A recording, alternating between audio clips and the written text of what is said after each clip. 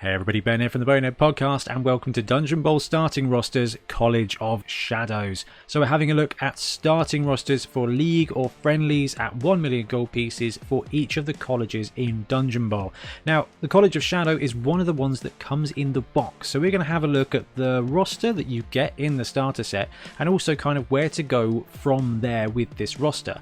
Now, all of these are just examples, all of these are just starting places for you to start thinking about what you want to take in your team. So they're just kind of my top rosters. So if you've got other good ideas for the College of Shadow, please put them in the comments below, because this is the place where we can all start exploring this brand new format with 8 brand new teams. Anyway, let's have a look at some example rosters.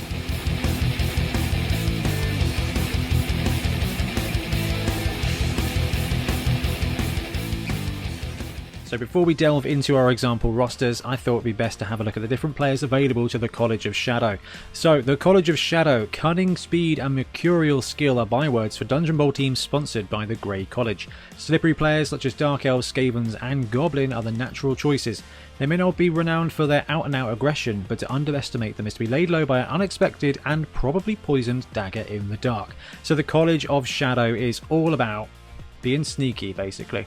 And this roster here, we've got a mixture of Dark Elf, Skaven and Goblin players. So you get a really good mix here of high cost edge and low cost just opportunity. So linemen, you can take 0 to 16 Dark Elf linemen, Skaven linemen and Goblin linemen. So at the beginning, we've got a great mix of players. You've got 70k move 6 edge 2+ pieces with armor 9. So the Dark Elf linemen are some of the best linemen in the game. They're just all round brilliant. Skaven linemen at movement 7 are going to be very important in this Dungeon Bowl game as well, because movement 7 is going to be huge. Okay, it's going to be one of the fastest players available to a lot of colleges, so being able to hoon it around the dungeon trying to find the ball for a bargain at 50k is going to be really useful. And the lowly Goblin lineman coming in at 40k, having that movement 6 edge 3+ dodge stunty combo, hugely beneficial. Stunty allows you just to dodge through tackle zones, okay? Always at 3+, and with a dodge reroll as well, so the Goblin linemen are going to be able to 3++ their way through a busy corridor when you really need them to. So at the core, you've got a great little team of linemen available to this college, and then it just gets awesome. 0 to 4 runners, gutter runners. You can take up to 4 gutter runners in this team, or you can mix in some Dark Elf runners there too. I don't see that happening very often, but if this progresses to a competitive format, a constructed format, you may be able to take a Dark Elf runner and use him for something, but I think the runner slot is going to be there for your movement 9 edge 2+ dodge gutter runners, who are going to be able to fly around the dungeon, either looking for the ball or looking for the score. Blitzers, 0 to 2, Dark Elf blitzers and Skaven blitzers. Now, I'm a huge Skaven coach, so don't... Skaven blitzers are great players, but the fact you can take Dark Elf Blitzers is so good in this roster. Dark Elf Blitzers are just fantastic players. Movement 7, block, edge 2+, they fly around, they do everything you can want them to do. Then we're backed up here by 0 to 2 Skaven Throwers, who are some of the best throwers in the game. Movement 7, edge 3+, plus with sure hands, and a quick pass ability of 2+ with a pass reroll. If you've got the ball, the Skaven thrower is the guy you want him to have it, because being able to move around at 7 squares and then pass it 3 or 6 at 2++ or 3++ is huge, especially when you've got gutter runners and Dark Elves who are going to be catching that ball on a 2+ already. Then you've got more tools at your disposal. You can take 0 to 2 Witch Elves and or Assassins.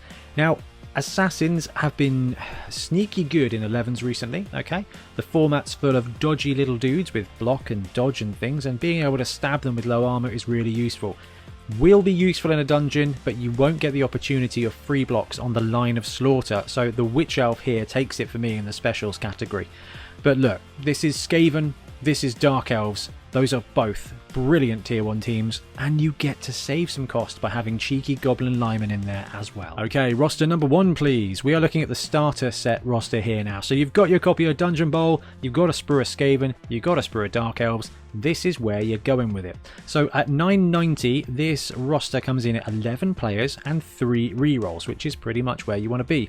2 Dark Elf linemen and 3 Skaven linemen. So that's 2 of the edge 2+ pieces and 2 of the movement 7 pieces. teleporters. Those guys are going to be your late drops into the dungeon because they're kind of expendable but also really useful. Movement 7, Ag 2+, they're both going to be doing useful things. You get one Skaven Gutter Runner and one Dark Elf Runner. So the Gutter Runner at movement 9, Ag 2+, is going to be able to free himself up from any situation and cover half the dungeon in one bound. Now, where the teleporters are costing 1 square of movement to use, having high movement players means you can get onto a teleporter and then still have reasonable movement afterwards as well. Dark Elf Runner coming in at movement 7, Ag 2+, is a nice fast piece. Dump off could be very useful in a dungeon environment. You're limited on the amount of players that can get in the way, so being able to dump off the ball back to one of your Dark Elves, to one of the Gutter Runners, is going to keep the ball in your control. So if they do manage to get a clever play on the ball carrier, if that ball carrier is the Dark Elf Runner, you're going to have a 4+ roll, basically a 3+, 4+, 5+ roll to just save or at least get the ball away from your opponent. One Dark Elf Blitzer, one Skaven Blitzer. They are fantastic players.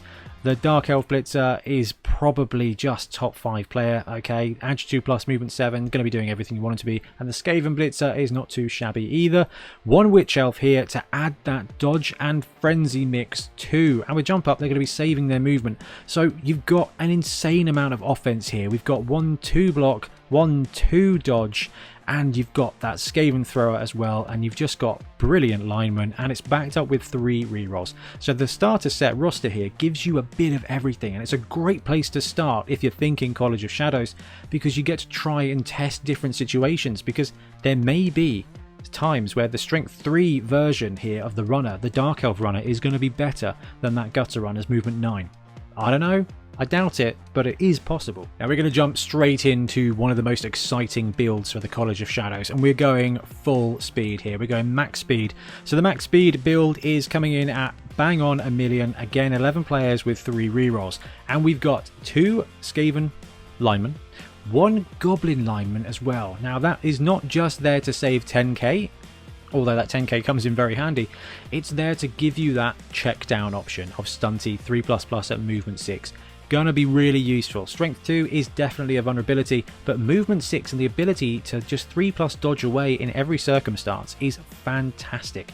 There's going to be corridors that are going to be busy. There's going to be bad tackle zones and bad dodges that standard linemen won't be able to get through. The Goblin, alright, Goblins are doomed to fail, but 3+ with a reroll is not as bad as it sometimes feels. So that Goblin just having the breakaway opportunity is very good here. 4 Gutter Runners. So the way Dungeon Bowl plays out, you've got 2 phases. You've got 2 ages. The first one is Explore, and then the second is Exterminate. This roster has got so much speed. Skaven linemen at movement 7, Skaven Gutter Runners at movement 9. If you include them in your first drops, you will be out 1/3 of the way into the dungeon before your opponent has even really taken a turn. And then if you want to save them for your late drops, you can bamf them in via a teleporter and again go exploring. So that movement is going to be huge in Dungeon Bowl.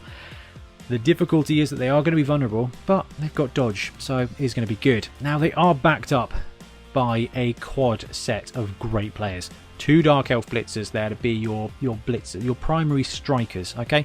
They are the only combat piece on this roster, but they can do everything, alright? They can blitz in, they've got block, they can dodge out on a 2+ as well. And then you've got 2 Skaven Throwers to be able to manage the game.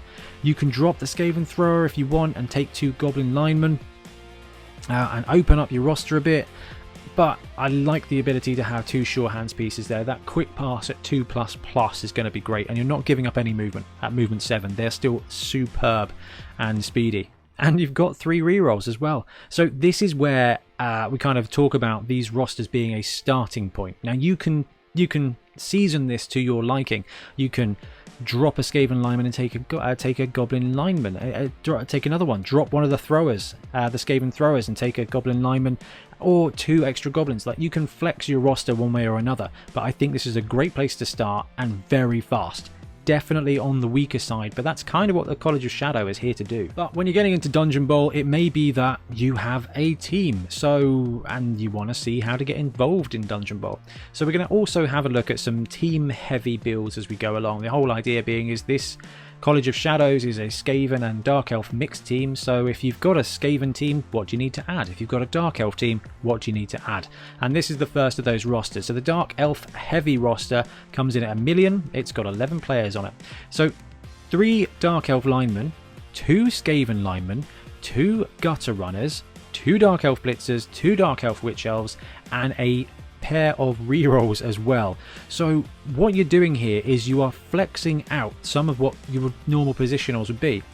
The downside is you can't take 4 Blitzers. You can't take 4 Dark Elf Blitzers anyway. What you can do is swap them out for a pair of Gutter Runners and then add those Movement 7 linemen. Now, you might think that Skaven linemen are a bit of a trade down from Dark Elf, and they are in a way of agility and armour, but that extra cost of movement is going to be really useful at any point in the game, whether you're doubling back to help protect your end zone, or going exploring, or going and brewing up a bit of an assist. But ultimately, you've got 3 pairs of the best, some of the best positionals in the game. Witch Elves at Movement 7, Dodge and Frenzy, backed up with Blitzers. You've got 4 combat pieces. Okay, this is why this roster doesn't let you have 4 Blitzers, because you'd have 6, and those 6 would be too much. Okay, as it is, you've got 2 Witch Elves, you've got 2 Blitzers. That's 4 Movement 7 Edge 2+ combat pieces there, and they're backed up with 2 pair of Gutter Runners, and you've got a couple of Skaven linemen there who are the cheap option to allow you to build out the rest of the team. So the Dark Elf heavy one is perfect. If you are a Dark Elf player, get a couple of Gutter Runners, get a couple of Skaven linemen, and then just have a great time. So let's have a look at the Skaven version of this roster. This one also comes in at 1 million. See, we're doing everything we can to maximise our gold pieces here. 1 million build here, 3 rerolls and 11 players. So 4 Skaven linemen, 2 Skaven throwers, 2 Gutter Runners, 2 Dark Elf Blitzers, and 1 Dark Elf Witch Elf, with 3 rerolls as well. So you're starting with a core here of Skaven, and really what you're doing is you're swapping out your normal build with a Rat Ogre and 2 Blitzers, and swapping them for 2 Dark Elf Blitzers, which are inarguably an upgrade. And instead of a Rat Ogre, you get a Dark Elf Witch Elf instead. So you're boosting up your speed, you're boosting up your agility no end, you still get a bit of Frenzy, you've still got that double block piece here. You're taking your mid-range Skaven build and spicing it up by adding 3 of the best Dark Elf players, 3 of the best Elf players, 3 of the best Blood Bowl players out there on this team. You've still got those 2 throwers to manage the game. Sure hands, decent pass, the best passing ability, and those Skaven Gutter Runners there at Movement 9 are going to absolutely floor it through the dungeon. If your first drop here is the 2 throwers, the 2 Gutters, the Dark Elf Blitzers as well, you can bring on the Witch Elf later, it's going to be in combat, you can bring on the linemen later as well, they're going to be able to support, but your initial team is going to be so fast out the gate, but you've still got a bit of resilience there as well. And I'm going to finish up with a 3 reroll mix here. So this roster takes advantage of the myriad of players you've got. So if you're picking up the core set, this is kind of the natural escalation of that team, like that team but more optimal. So 3 rerolls comes in at 985 with 11 players. We've got 2 Dark Elf linemen and 1 Skaven lineman, 2 Goblin linemen as well, so you've got 2 decent agility, you've got the extra movement there for the Skaven, and you've got 2 Goblins as well, so you've got a nice mix, and it creates that little team of 5 people that can do any 2 things at once okay. So you've got a good mixture there. We've got 2 Gutter Runners and 2 Dark Elf Blitzers there to be your fast, scory and combat threat. 1 Skaven Thrower and 1 Witch Elf as well. So this kind of builds in everything you need, and you've got 3 rerolls. So this is where I say that these rosters are a starting point, because you can check down a reroll, add a player, boost up a different player to a different position, or you can go crazy with the different combinations. But the way I see this one running out, 2 Dark Elf Blitzers you've got to have, 2 Gutter Runners you've got to have. They're so important, they're so fast, they're so powerful. 1 Skaven Thrower is probably enough. 1 Witch Elf, probably enough. Now you've got those 3 rerolls so that your Witch Elf, and when you try to do dodgy things, you're going to be alright. And you've still got the opportunity with 2 Goblin linemen to stunty dodge through. This is a mid-range mixed team. And if you've got a Skaven team and a Dark Elf team, you just need a couple of Goblins. This is probably the hardest one to build because you do essentially need 3 teams worth of models to pull it off.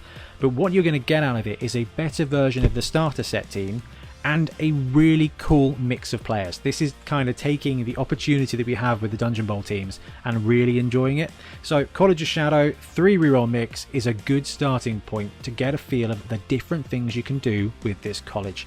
Now, these lists are not exhaustive, so if you've got some good ideas for College of Shadow rosters, drop them in the comments below, because I really am looking to explore this format. We've got 8 new teams, 8 straight up new teams, and at 1 million it's very difficult to get everything in. So I'm intrigued to see what else you guys can come up with. However, for now, gonna wrap up. Thank you very much for watching. We'll be back soon with more Blood Bowl content. Happy Dungeoneering. Thanks very much for watching. We really appreciate your support. If you want to help support the channel even further, please like and subscribe, or come join us on our Patreon. We have early access to content. We get loads of feedback from you guys, and we try and do competitions as much as we can. Or you can get yourself some Bonehead podcast merch on our Spreadshirt site. So if you want to support a team, especially for the Bonehead Championship, you can pick up a shirt, a mug, things like that. It all helps support the channel, and we really appreciate it. Anyway, links below. Thank you very much. Happy blocking.